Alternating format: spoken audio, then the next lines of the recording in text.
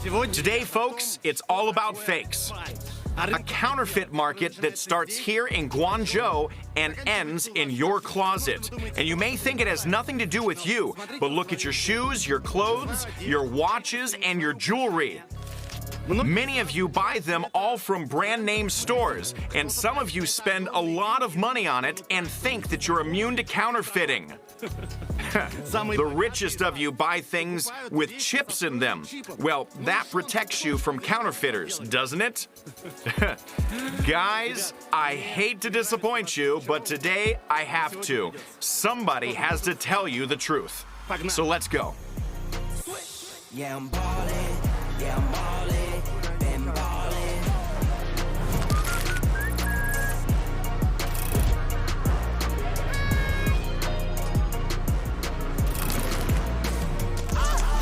I'm on the mezzanine, I go so hard just to fuck up my enemies. This is where the fake market begins. It's a whole shopping district in the center of Guangzhou, not far from the old train station. You can't even tell where the main shopping mall is. Everything here is a mall selling fake goods. But here's an interesting detail. These are the flags of the countries to which the goods are shipped. So, you know, find your own flag. The heart of the district of fakes is the legendary shopping center nicknamed The Ball, named after this fountain with a stone ball. Its official name, Hui Mei Goji. So this is the ball. This market, it's all fakes. Luxury quality, the highest quality, maybe the lowest quality. But we're interested only in spitting image copies. To give you a sense of scale, this is Hui Mei. They sell expensive imitations of brand name clothes and shoes. Next to it is the women's clothing store. Beyond that are two huge centers of cheap knockoffs, the legendary Kindo and Kinbo, connected by a pedestrian bridge. This whole street is accessories as well as packaging, tags, stickers, and everything else you need to sell fakes. Here is a whole block of watches with a flagship shopping center, Southwatch, which was even included in the UN report as the main center of counterfeiting in the world. And next to it is a car logistics center and a railway hub. This is the Market Workers District, and here is the so-called Black Ghetto of Guangzhou. Buyers here come from Africa and the Middle East, which I will show you from the inside.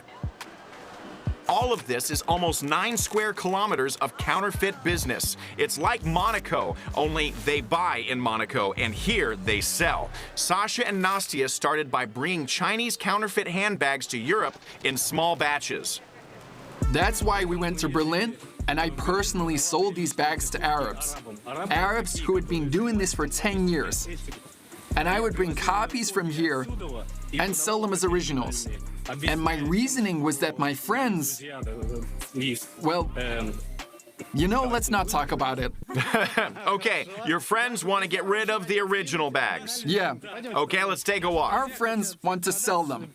I usually brought these items back from England, and the Arabs, when they looked at them, they always bought them and everything was fine. It was a good business to exchange 100 yuan for 2,000 euros. You're exchanging 100 yuan for 2,000 euros? Yeah, it was a pretty good business. Okay, so these Arabs, are they the Arabs who sell for $50 on the street? No. This is totally black market stuff. It's also sold to the French. In Germany, they sell it to rich Germans. I mean, why buy in KDW for 5,000 when you can buy an original for 3,000? And I sell it to them for 2,000, 2.5, and then they mark it up by 1,000 euros. And the German women come and buy it. Okay, so hold on. They don't sell these bags as knockoffs in France. They sell them as originals. I'm the first person to sell them not as knockoffs, but as originals, because I'm responsible for the quality. After moving to China, Sasha and Nastia stopped selling small batches of fakes as originals. It turned out to be much more profitable to sell fakes as fakes, in bulk. So take a look, you guys. Fakes come in like this. You see that? The box, and this box, look, it came to me in the mail. We're going to blur out part of the address here, but you see these Chinese characters here. That's straight out of China.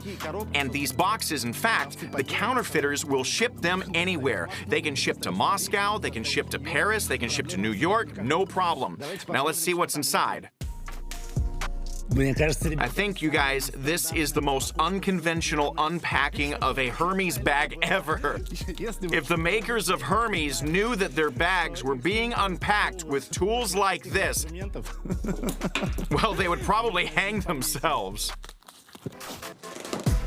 So this is the rough box. You see that? It's got a one-time latch too, apparently, but it was left like this so that when the seller resells this in some fancy store, he can reseal it and make it look like it was factory packaged. It's pretty cool, right? Oh, look at this, you guys. This is in perfect condition. Oh, the Hermes logo. Okay, I'm gonna turn it around. Look at this rough box. It's not just, done for fun. It's okay as it is. It's perfect quality. Look at this. And it's also labeled Hermes. I'm sweating, I don't know if it's because I opened it or because I'm just so excited about it. For those who don't know, the price for Hermes bags starts at around $1,500 with no upper limit. The most expensive one, made of crocodile skin, can cost hundreds of thousands of dollars. But most importantly, this bag is not sold to just any customer. First, you have to buy the brand's scarves, shoes, and bags for less. And then, if the store manager likes you, he will allow you to buy crocodile products after a few years. If you buy a Hermes handkerchief, the next time you'll be allowed to buy a Hermes mug. For example, if you've bought a Hermes handkerchief and a Hermes cup, you may be allowed to buy a Hermes wallet.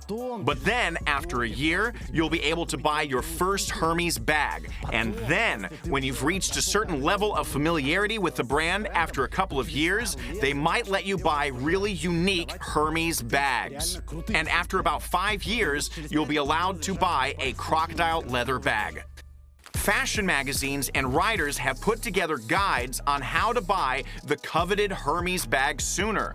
Until recently, there was a waiting list of 2 years. The most sought-after models are the Kelly bags, named after the actress Grace Kelly, and the Birkin, after the actress Jane Birkin. And this is one example of when it is not clear who is more famous, the person or the thing named in their honor.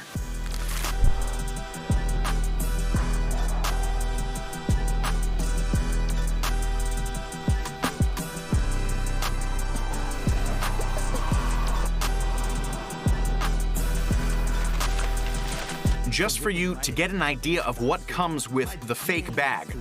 Again, this is a counterfeit bag. This is the tie for the Hermes brand bag. And this is the rain cover for this bag. A special cover for the Hermes bag. Look at the way that this is packed. It's all in separate bags. Oh, what is this? This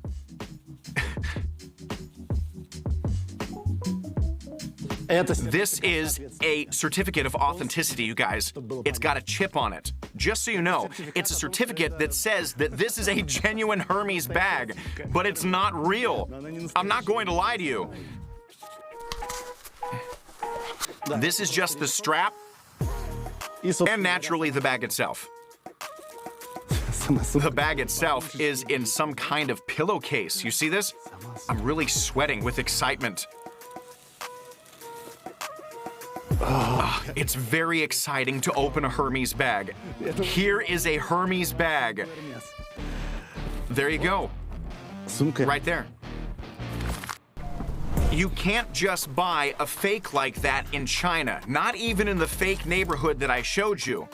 Is this the kind of store where you can buy the really amazing knockoffs? Not in stores like this. The really good fakes are bought on WeChat from suppliers. Trusted suppliers. There are some factories that deal exclusively in, well, okay, for example, there's a factory that only makes belts.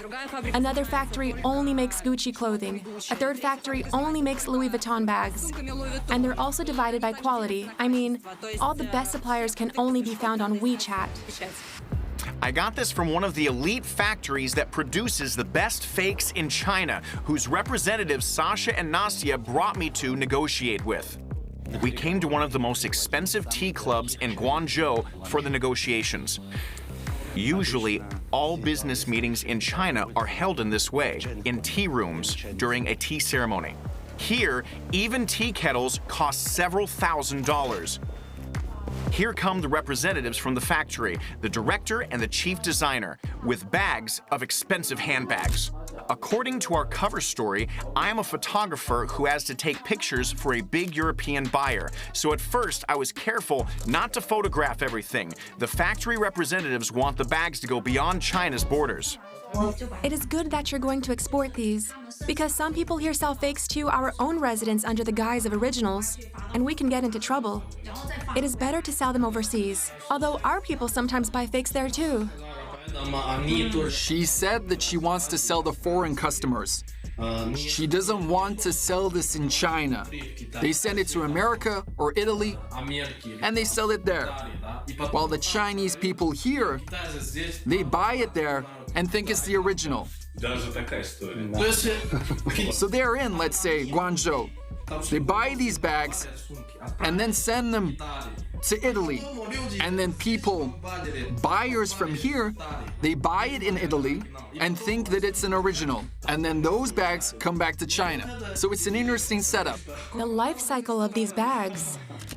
The factory representative is showing us in detail what to look for. For example, how to create the desired curve in the bottom of the bag, or from what parts of the crocodile Birkins are sewn. The most difficult part is putting the number and the logo on the knockoff.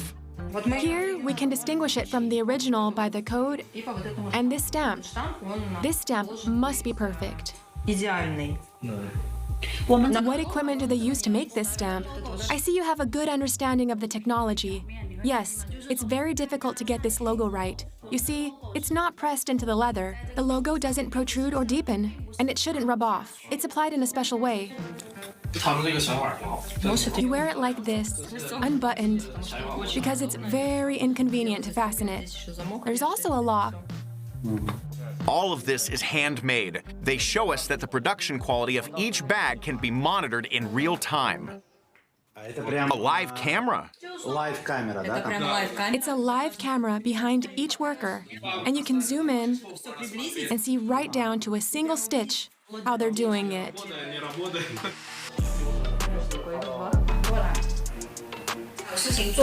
It's important for us to build a trusting and long-term relationship with the customer. We have a factory. We need to sell at volume. Otherwise, this production will not be profitable. We want to find a strategic buyer who will take a lot of items. We are not interested in selling 1 or 10 bags a month. We are not interested in peddling them to some guys. We are looking for a long-term relationship. We're sitting together and drinking tea. This is already international business. This is a very important moment. She appreciates this moment as well. Thank you very much. So listen, a fake like this, is it worth $100? Stas, you can't buy a fake like that for $100. You can buy them from this factory, starting at $1,000. At the end of the negotiations, an exchange of gifts is a must, and we'll have some for you. Later, I had time to examine the bag in peace. It has the same serial number as the real one and the exact same logo technique. Some bags that they make, even in our advanced factory, take 2 months to manufacture. It takes 2 months to make this bag? No, not this one. This one is more or less a simple bag. I mean, it's made of crocodile. They order the crocodile skin, they dye it, they dress it. There's this whole process, and that's why we chose them in the first place. The most important thing is that it's done by hand. All done by hand. The cutting, the sewing, it's completely handmade. A bag like this, new, original, I mean, it'll cost $3,500. And you can win it. So let's give it away, shall we? Yes, we'll be happy to give it away to your subscribers. So let's do it in our way. Very simple. You have to subscribe, like, and comment on our channel. And I will randomly choose one person who left a comment. These two young men are the creators of Super Fakes and the famous Not Science community. I can't tell you their names. So explain, why are you wearing masks? Why the masks? Our story started a long time ago, about 10 years ago. At that time, we did some bad things. We were selling fakes in Russia as originals. So basically, we don't want to show our faces because even though the statute of limitations period has expired, it's better to lay low. So tell us, what do you do? As of now, we sell the copies you see here on the table. And that means on several fronts. Copies as copies for Russian customers, and copies as originals to Europe and America. Well, all foreign countries. We have many clients in Europe and America, and we have a team of 7 people. That means 3 people in America and 4 people in Europe who are engaged in selling our copies as originals. The people we have are trained. They know how to create displays, how to take pictures. They create and manage the necessary accounts, all of the paperwork. They take risks, but they get paid well for it. The goods are quietly imported into Europe because they're in small batches. Customs have started to clamp down on large batches, so generally there are not that many quality fakes in America or in Europe because it's hard to bring in large quantities. Okay, so what is large quantities? 100 units, 200, 300.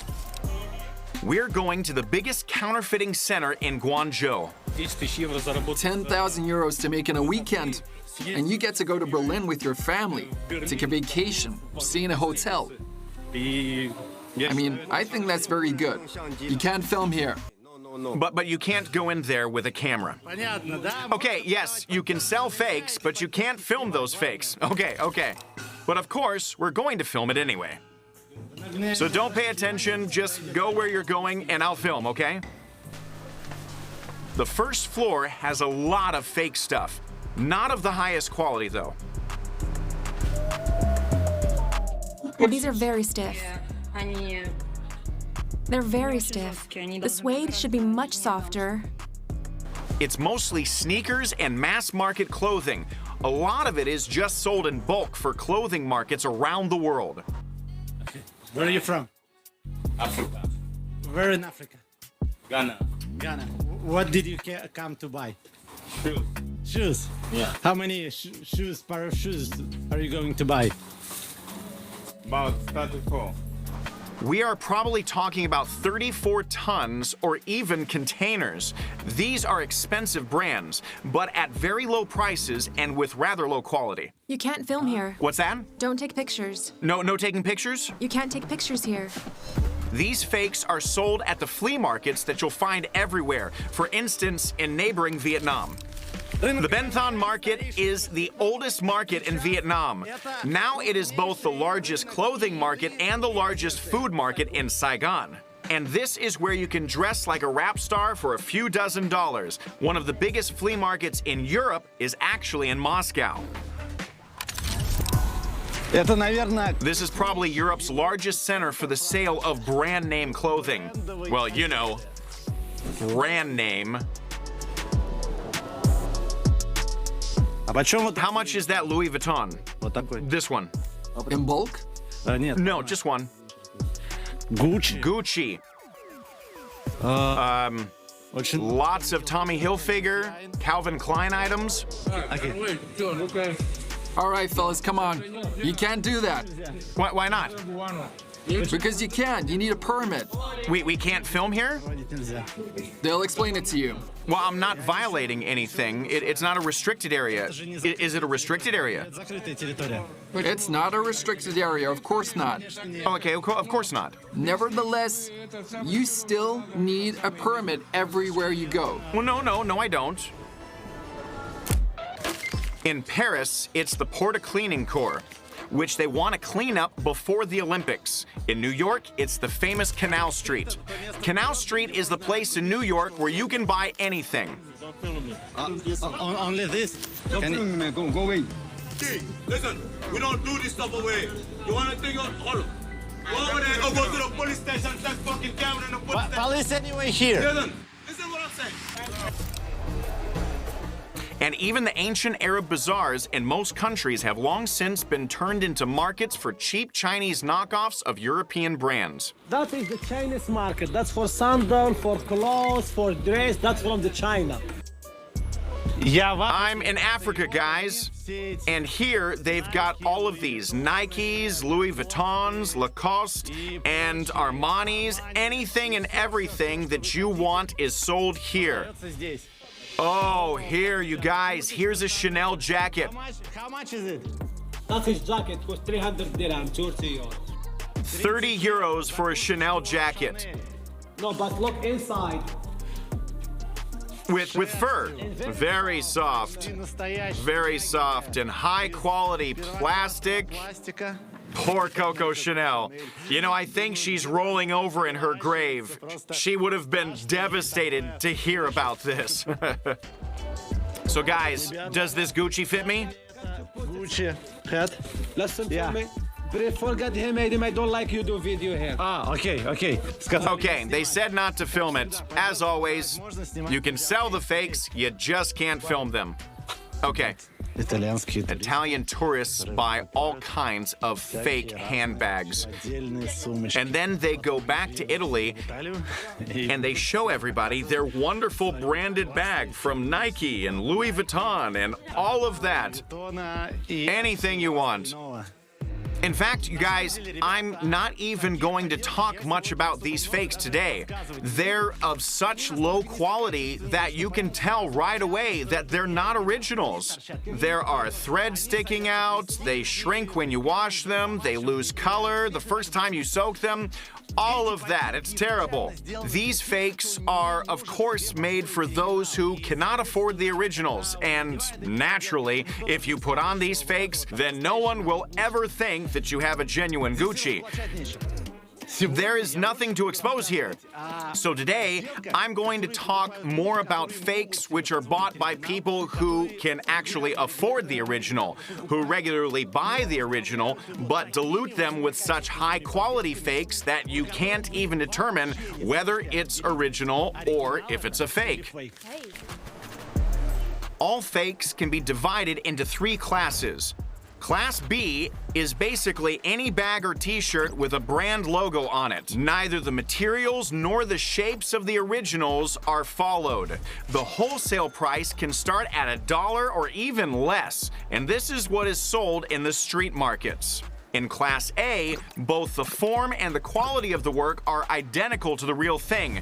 Sometimes they distinguish Class AAA, where even the materials are copied with 100% accuracy, and even in wholesale, they can ask for a few $100s per such fake. While the originals cost thousands, it was a Class B fake that they first tried to sell me in the counterfeiting district in Guangzhou, but I chose Class AAA. So here, let's look at the details. Here's this obscure, thick plastic something, and here it's small and sleek and metal. Give it to me, please. I want to compare the seams, like in the picture. The seams go like this. Sometimes the stitches are messed up. Sometimes the stitch pattern is wrong. And then I took the fake to a Louis Vuitton boutique for inspection. This one. Yeah. The same size. The guy pulls out the price tag and I start comparing. It looks the same, right? I mean, at first glance, even a pro couldn't tell the difference. Yeah, so the seams are exactly the same. You know, I bought this one in Guangzhou. Guangzhou? Yeah, this one in Guangzhou, yes. And I wanted just to compare. Is it real or not? And it is exactly the same. Where did you buy it? In Guangzou, in a store, yes. It looks just the same. No, I don't have a receipt. No. I just bought it on the market.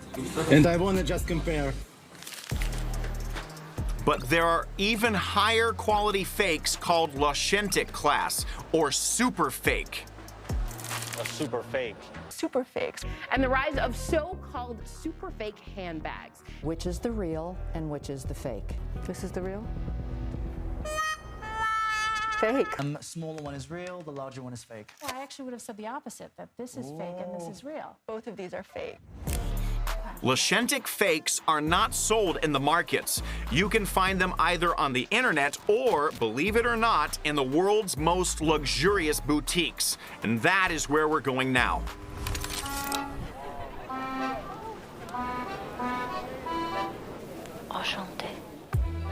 So guys, we're in France. This country has some of the toughest anti-counterfeiting laws in the world. For example, selling counterfeit handbags here can easily land you in jail for several years. At the same time, this country is one of the main centers of counterfeit sales in all of Europe. Right behind me is the Galeries Lafayette, Europe's largest store for luxury brands. This is their flagship store on the Boulevard Haussmann in Paris, but now there are several all over the French capital. Yeah, sorry, I'm in the way, and they are here for the brands. People from all over the world come to Paris to buy expensive brands because they are sure that they are the first and only originals. Even the Chinese fly to Europe to avoid being scammed by Chinese counterfeiters. According to statistics, almost 40% of expensive branded clothes are bought abroad by Chinese residents, although this proportion is slowly decreasing. I don't think you'll find as many bags from clothing stores anywhere in the world as you'll find here on the street in front of the Galeries Lafayette on Boulevard Haussmann. Everyone is walking around with the things that they just bought. Many of these people are unaware that fakes may be waiting for them, not in dirty markets, but on the counters of the most expensive stores. In 2021, for example, a whole group of employees of the French boutique Hermes were convicted. They sold handbags for 23,500 euros and more, and judging by their earnings, sold dozens or even hundreds of pieces. Selling fakes throughout official stores is not an uncommon story around the world.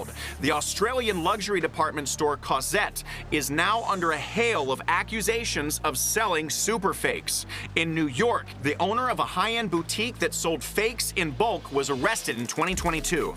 Investigators say they've uncovered a $40 million counterfeit goods scheme in New York. Simple $10 sweatshirt.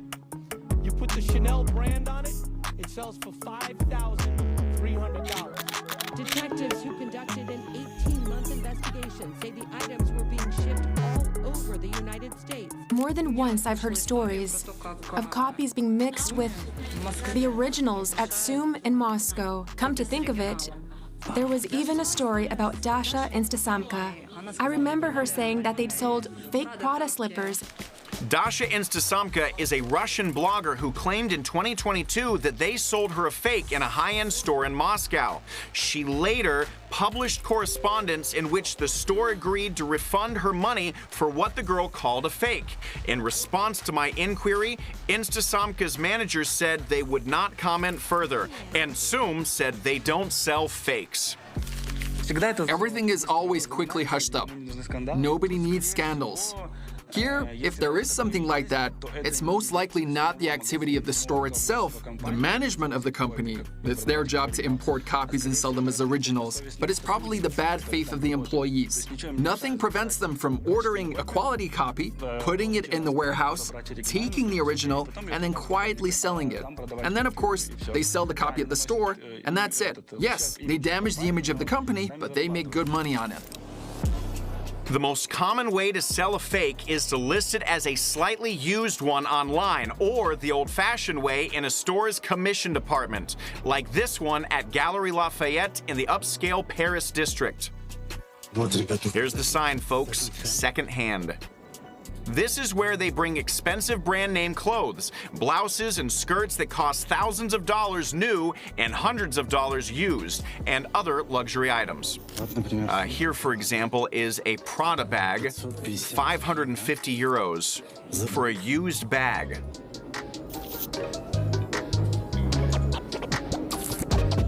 Here's another Prada, and this is Miu Miu, 475 euros.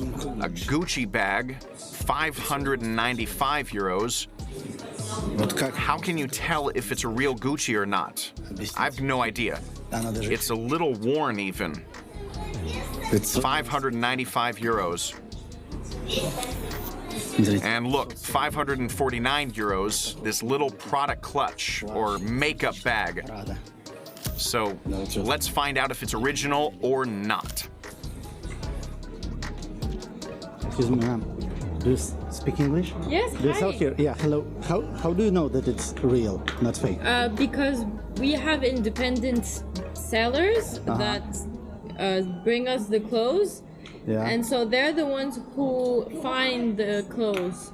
So we know that it's real because it's like, you know, it's them that. Plus we are not allowed to sell fake. I'm YouTuber. I just make a video now about fakes. I don't understand how can one understand that it's fake or not. These Arabs have been doing this for 10 years. Yeah, I understand. We have certain pieces that have certificates, but not all of them come with it because it's vintage. So sometimes it comes with it, sometimes it doesn't. And if somebody with fake bag will come to you, you will take it. No. If it's fake, I mean. How do you know? Well, we have people that come sometimes that know about the luxury brands. So they they're the ones have who expertise check out. about it. Yes. Yeah. Yeah. Okay. Yeah. But because it's 595 euros, so it's not cheap, and it can be fake. No, it's not. Of course, if it's in a luxury store with the right lighting and scents, it's easier to mistake it for high-end. In fact, that's why expensive department stores invest in interiors that seem to justify all the prices. The Galerie Lafayette is undoubtedly one of the most beautiful shops in the world. It opened in 1912 on Boulevard Haussmann, and just look at the dome. It's very beautiful. Even if you don't buy anything here, it's definitely worth coming just to see such beauty. A pen can cost a fortune in this spot. So guys, pens. 1,530 euros, 2,300 euros, and that pen over there is 7,400 euros. That must be a nice pen. I just wonder what they write with a pen like that. When people go to a boutique to buy an original item, they don't look at it. They don't look at the thing. They just like the model, they try it on. If they like it, they leave satisfied. And a nice entourage, they pour you some champagne and that's it. Yeah, nice service. The service, the advisors, the ambiance of the boutique, they might not even pay attention to the flaws. Yeah, the crooked seams, the glue sticking out, it's there. And if a copy comes from China, it's clear. The packaging is wrong, something's wrinkled, and they're like, oh, the seam's a little crooked here. The trouble is that what helps the original sell for more also helps sell the fakes. In St. Petersburg, for example, there's a store that positions itself as a kind of seller of original brands, but they sell hardcore fakes. Hardcore fakes, and they say that they're originals. And they say it's an original. It's a crime, right? I don't understand how they're still afloat. I mean, I do, but obviously they have some kind of connections. Yeah, true, and there's a chain of 8 or 9 stores in town. No wonder the Chinese are counterfeiting the most expensive French brands. Because after all, they've already counterfeited Paris itself. Oh la la! This is beautiful, you guys. Check it out. The Eiffel Tower. Oh, it's the real thing. Oh, wait, no, maybe not. I mean, the Eiffel Tower. And that's where France starts. But unfortunately, it's all in China. Mamma mia. Even the people sleeping in the streets are fake. Because Paris isn't Paris without people sleeping in the streets. That's right.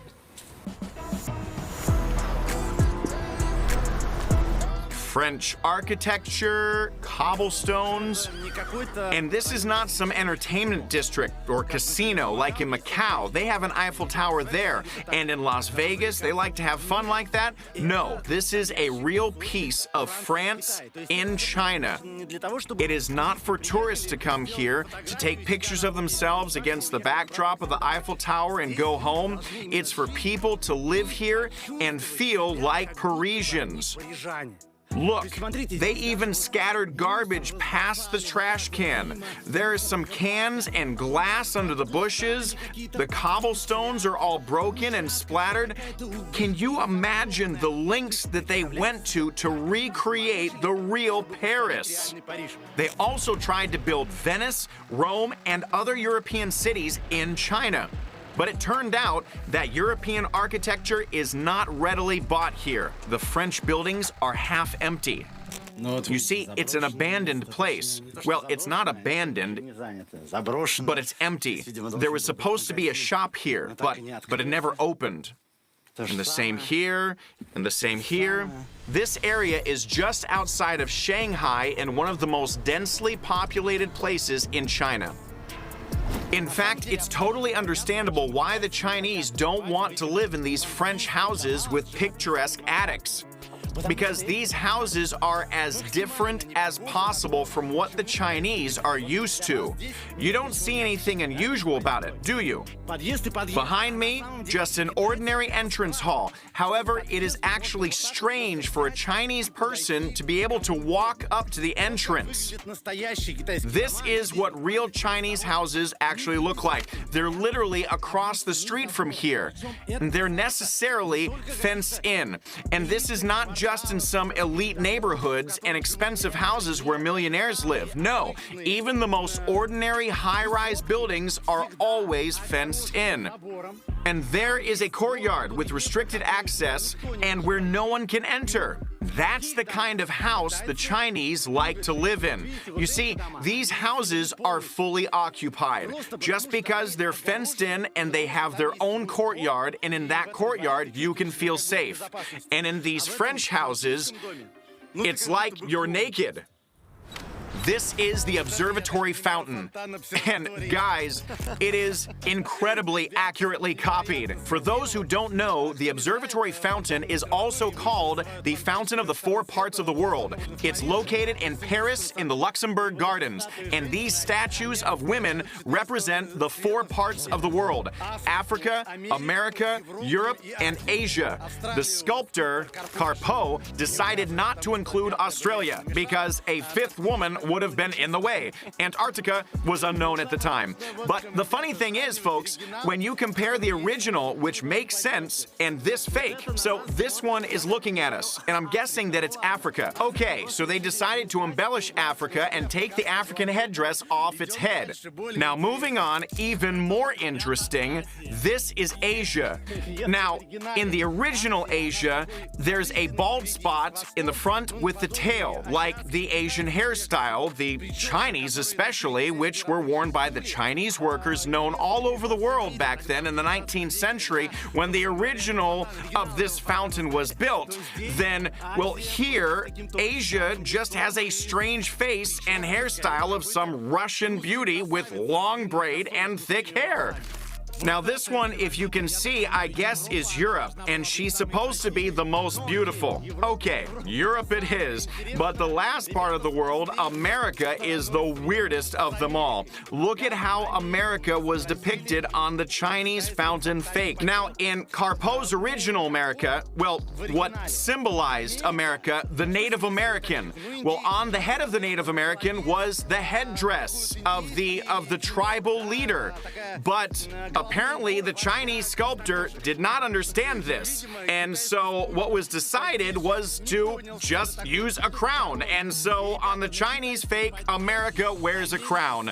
You know what I mean? And so China just portrays America and puts a crown on her. We ain't running out the way that we stock it. If I got it, you got it. If I call it, she slide and tell her to mop it. And even in the top factories, which produce the best quality, there are defects. So here, for example, we only found a supplier factory for Chanel bags from the 7th attempt. We ordered from them 10 to 20 bags, rejected half or a little more than half. Wow. Wow. They also had a customer in Dubai who ordered these bags in containers and didn't inspect them at all. Didn't even open the boxes. Yeah, he didn't even open the boxes. They just shipped these bags by container to Dubai and seemingly sell them as originals. So now, I'm assuming he's taking Class A knockoffs to Dubai, which are expensive knockoffs. They don't sell those on the market. The best copies, the very best. So actually, it's not fakes for the market. It's only for boutiques or high-end outlets. Yeah, they're either passed off as the original or... Yes, because it's not something that you can sell for $15. The procurement price for such a copy at that time was 50 to 60,000 rubles. Okay, so that's $500 to $700. Yeah. So it could not be sold for less than $1,000. They probably sold it in Dubai as an original. Indians and Arabs do the same thing. But as an original, it would sell for $5,000 to $7,000. So how can you sell a container of counterfeit handbags just off the store shelves? We also wondered where these quantities were going. So it turns out that there's a way to sell them in Dubai. Yeah, probably under the guise of either used or slightly used handbags advertised as being in perfect condition. Like a thrift store. Yeah, like a thrift store, because you can't sell Chanel bags in a multi-brand. They have the rights. They can only sell them in their own boutiques. This is what the customs office at JFK in New York looks like. It's literally crammed with boxes from different countries, and it's just physically impossible to check every single one of them. Any of those bags that you see on the sidewalk got through. We do the best we can, but we're outnumbered, I guess. Customs all over the world routinely catch fakes. In 2023, New York City seized the largest shipment of fakes in history, worth up to $1 billion. But it's almost always Class B fakes. Super fakes aren't shipped in the same quantities. It's mostly just China. The Chinese with the Chinese. They don't let any Europeans or anybody else in there because it's a criminal offense and so on. Yeah. But it's through connections. Yeah, through connections. So it's very hard to negotiate with the owner of the factory. Yeah, very hard and far from easy. It's hard, and you have to work at it. You have to be able to communicate, let's say. Offer some conditions, maybe privileged conditions. That you'll take volume or something else, and so on and so forth. But in general, flying to China once or twice and finding something cool, no, that's not gonna work. The best a person can get entering the Chinese counterfeiting world for the first time is the upper floors and basements of the Guangzhou counterfeiting district. I can't go in there? Can I come and film? So you see, behind the closed door here, they're selling. I mean, there's a lock, and inside, well, you can see that there are people inside, and they're selling. And that's how they sell the most valuable fakes here. I mean, they're always, you know, behind opaque glass. This is a unique shop where the showcases are closed, and they let customers in one by one, and each one is haggled with individually.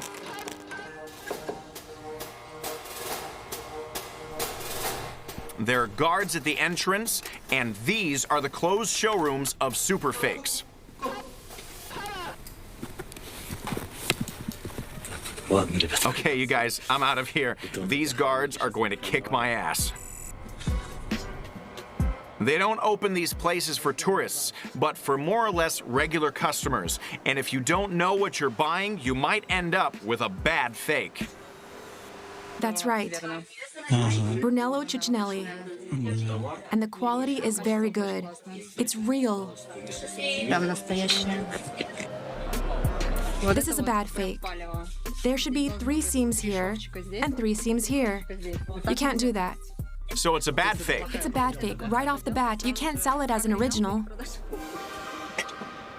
You see this here? It's better. More or less, it's okay. Better than the previous one.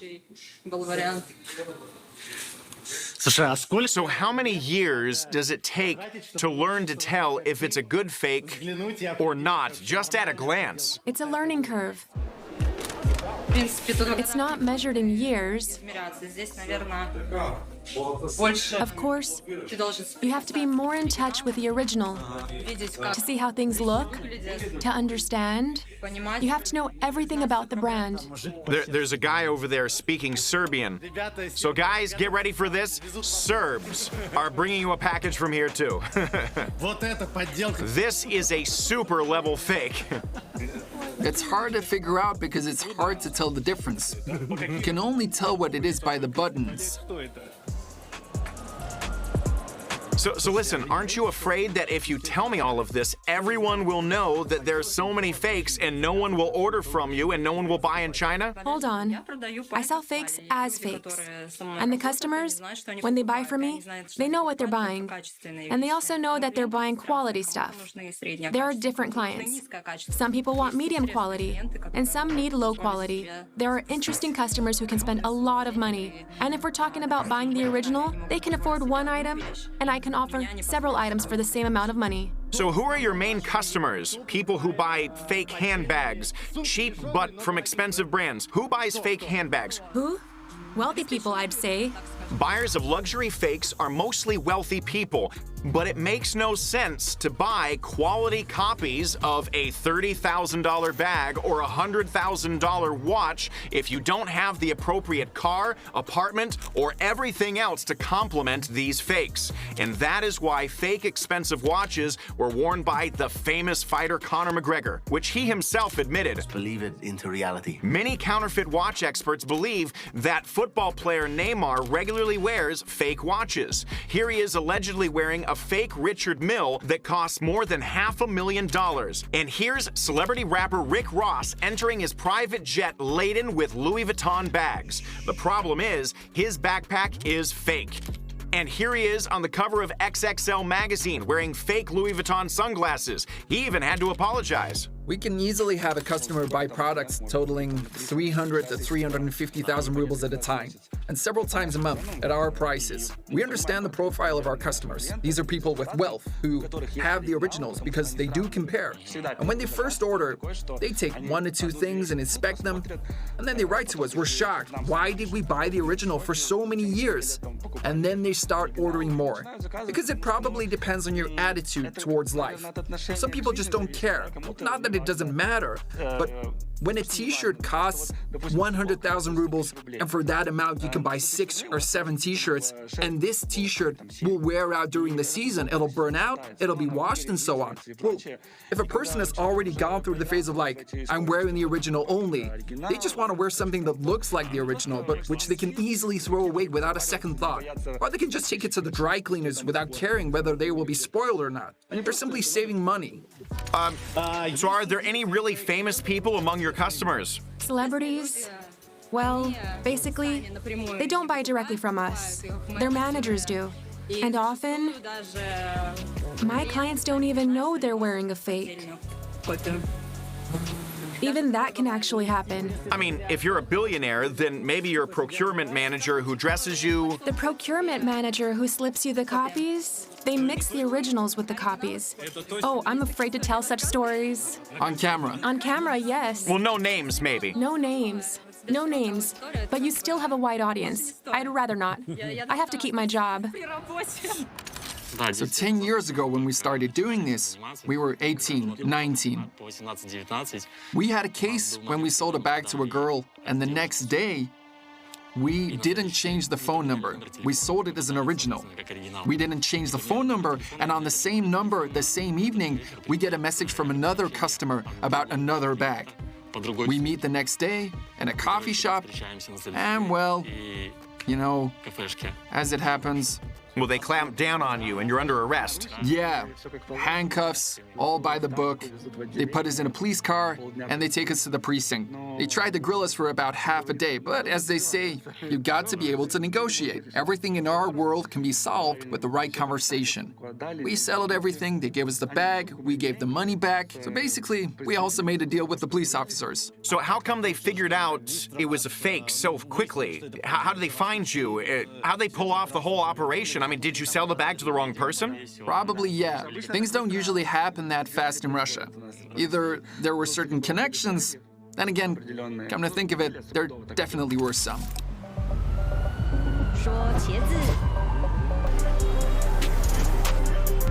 Well, friends, admit it.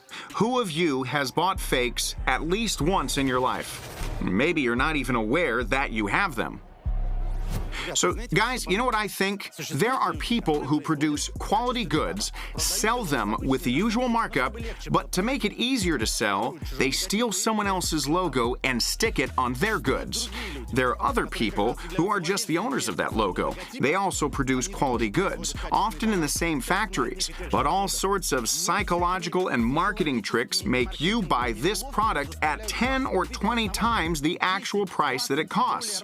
The first ones are definitely thieves. They steal other people's intellectual property. So I think, who are the scammers here? Write your thoughts on this topic as well as on this episode down in the comments. I try to read everything and answer personally. Also, please write, do you still buy branded clothes?